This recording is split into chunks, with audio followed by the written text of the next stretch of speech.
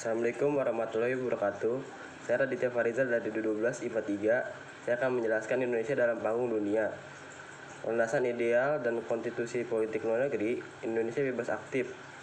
Politik luar negeri, suatu negara lahir ketika negara itu sudah dinyatakan sebagai suatu negara yang berdaulat. Setiap entitas negara yang berdaulat memiliki kebijakan yang mengatur hubungan dengan dunia internasional, baik berupa negara maupun komunitas internasional lainnya.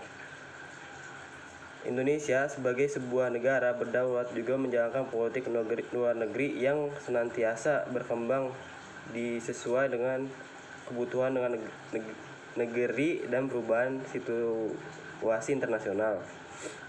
Landasan ideal dalam pelaksanaan politik luar negeri Indonesia adalah Pancasila yang merupakan dasar negara Indonesia. Kelima, sila yang termuat dalam Pancasila berisi pedoman dasar bagi pelaksanaan kehidupan bangsa dan bernegara yang ideal dan mencakup seluruh sendi kehidupan manusia. Sedangkan landasan konstitusional dalam pelaksanaan politik luar negeri Indonesia adalah pembukaan Undang-Undang Dasar 1945 alinea pertama, bahwa sesungguhnya kemerdekaan itu ialah hak segala bangsa, dan oleh sebab itu maka penjajahan di atas dunia harus dihapuskan karena tidak sesuai dengan kemanusiaan dan keadilan. Dan alinea keempat, dan ikut melaksanakan ketertiban dunia yang berdasarkan kemerdekaan, berdamai, abadi, dan kelima, keadilan sosial. Tujuan politik luar negeri bebas aktif adalah untuk mengabdi kepada tujuan nasional bangsa Indonesia yang tercantum dalam pembukaan UUD 1945 alinea keempat yang menyatakan melindungi segenap bangsa Indonesia dan seluruh tumpah darah Indonesia, dan untuk memajukan kesejahteraan umum, mencerdaskan kehidupan bangsa, dan ikut melaksanakan ketertiban dunia yang berdasarkan perdamaian, abadi, dan keadilan sosial. Setiap periode pemerintahan menetapkan landasan operasional politik luar negeri Indonesia yang senantiasa berubah sesuai dengan kepentingan nasional.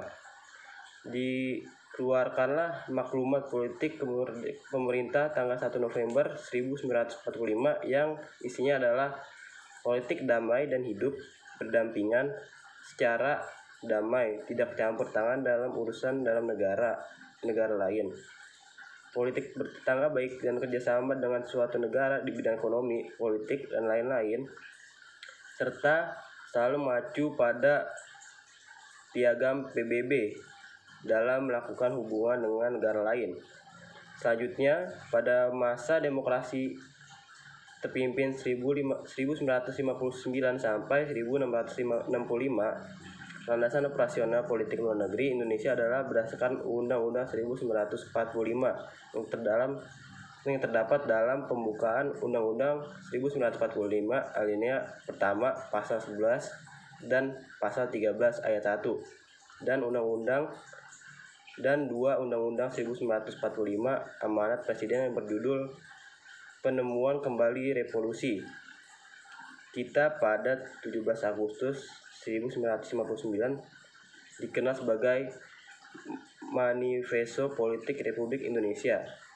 Pedoman pelaksana Manifesto Politik atau Manipol Indonesia berdasarkan pada amanat Presiden tanggal 17 Agustus 1960 yang terkenal dengan nama Dejalanja Revolusi Kita, yang menetapkan pengesahan mengenai cara-cara pelaksanaan manipul di bidang politik luar negeri.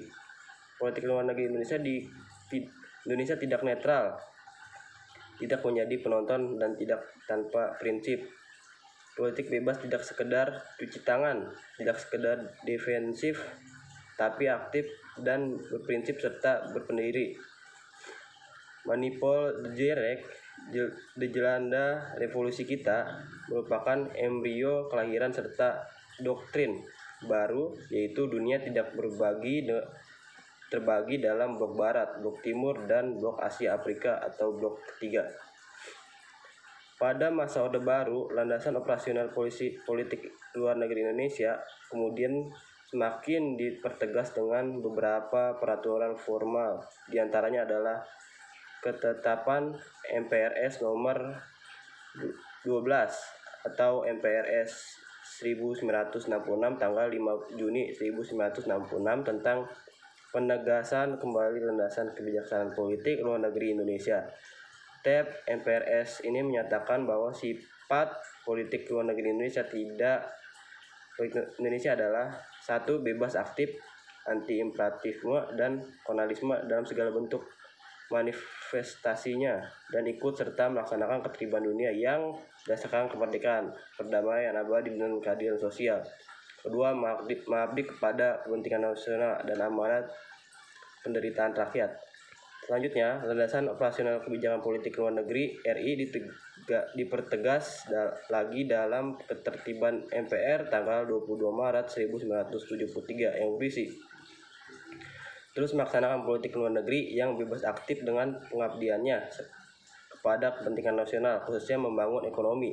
Kedua, mengambil langkah-langkah untuk menetapkan stabilitas wilayah Asia Tenggara dan Pasifik Barat Daya, sehingga memungkinkan negara-negara di wilayah ini mampu mengurus masa depannya sendiri melalui pembangunan ketahanan nasional masing-masing, serta memperkuat wadah dan kerjasama antar negara-negara anggota kehidupan bangsa Asia Tenggara. Ketiga, mengembangkan kerjasama untuk maksud-maksud damai dengan semua negara dan badan-badan internasional, dan lebih meningkatkan peranannya dalam membantu bangsa-bangsa yang sedang memperjuangkan kemerdekaan tanpa pengorbanan kepentingan dan kedaulatan nasional. TEP MPR RI nomor 4 MPR atau 1973 berbeda dengan TEP MPRS tahun 1966. Berdasarkan ini sering dengan penggantian pemerintahan dari Soekarno ke Soeharto, sehingga konsep perjuangan Indonesia yang selalu didengung-dengungkan oleh Old Delfos, Old Stabilized Force dan NEFOS, New Emergency Force.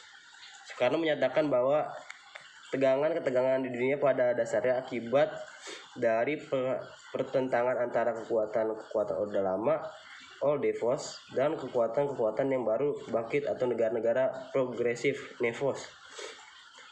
Faktor bentuknya proses ini antara lain: pertama, karena referensi dengan Malaysia menyebabkan Indonesia membutuhkan bantuan militer dan logistik, mengingat Malaysia dapat dukungan penuh dari Inggris.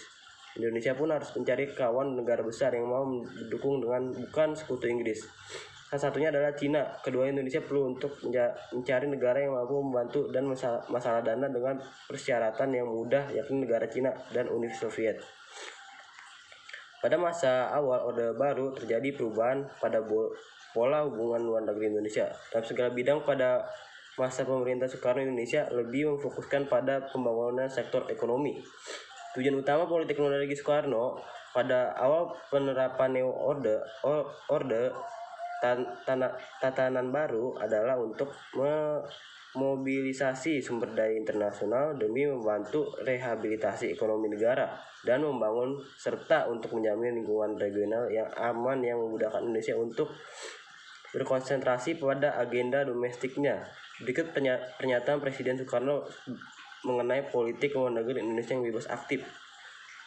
Bagi Indonesia, politik luar negerinya berprinsip non-blok, tidak identik dengan tidak adanya ketertiban. Itulah alasannya mengapa Indonesia lebih suka mengatakannya sebagai politik luar negeri yang bebas dan aktif, karena politik luar negeri kita tidak hampa mati atau tidak berjalannya. Politik luar negeri Indonesia adalah bebas, di mana Indonesia bebas dari ikatan apapun juga, baik itu dalam secara militer, politik apapun secara ideologis, bahwa Indonesia benar-benar terbebas dari berbagai masalah atau peristiwa dengan tidak adanya pengaruh dari pihak manapun, baik secara militer, politis ataupun secara ideologis.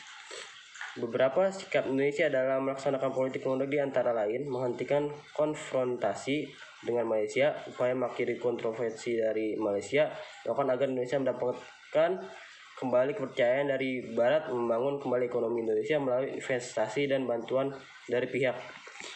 Selanjutnya, Indonesia juga terlihat membantu organisasi ASEAN bersama dengan Singapura, Malaysia, Thailand, dan Filipina.